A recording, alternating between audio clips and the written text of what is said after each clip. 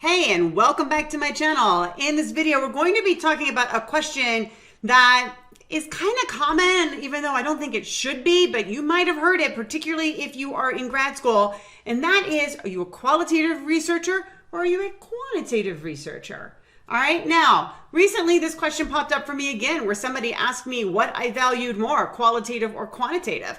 And I will tell you, when I was in grad school, when I was a graduate student, I had other grad students come up to me and they would say, well, what kind of a researcher are you thinking you're going to be?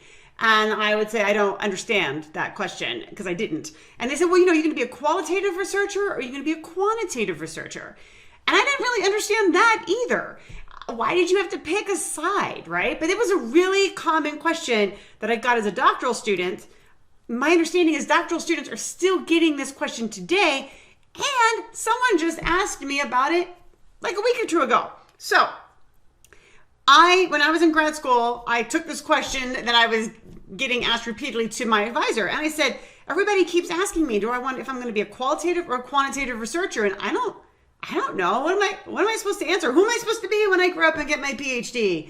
And the answer that she gave me has stuck with me my entire career, because it's 100% accurate. And I can't do it any better. I can't say it any better than how she said it to me.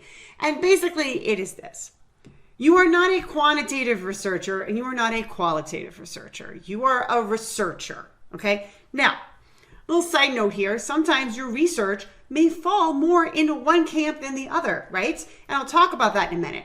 But the idea here is you're a researcher and you're going to ask whatever questions need to be asked. Okay. And then you're going to use whatever methods you need to use to answer those questions. All right.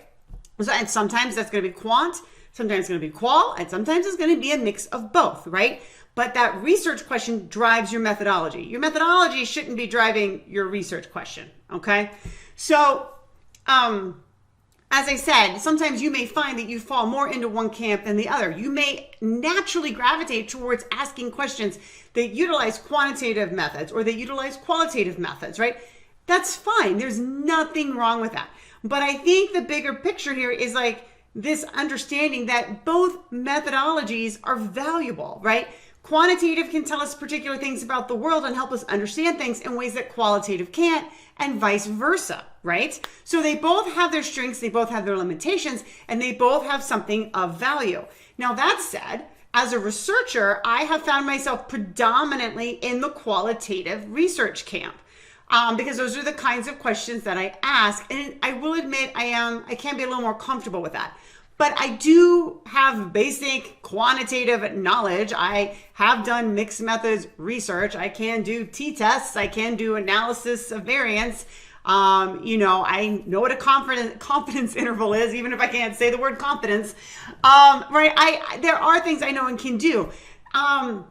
If there are things that are sort of beyond your skill set, right, in quant or qual, that's fine, right? Because that's when you can pull a team together who can sort of help fill in those gaps.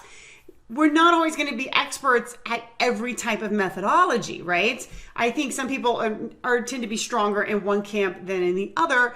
Some are strong in both, but I think that's not as common. So that's okay, right? We can pull together a team that, fills in the gaps where we need to. But I think the bigger question is that when someone asks you, are you a quantitative researcher? Are you a qualitative researcher? In my opinion, your answer is, I'm a researcher.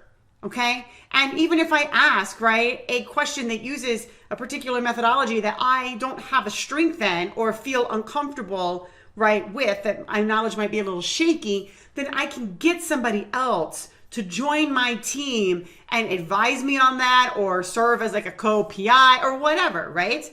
That, I think, is the bigger picture, right, that we want to bring home here when we get asked that question.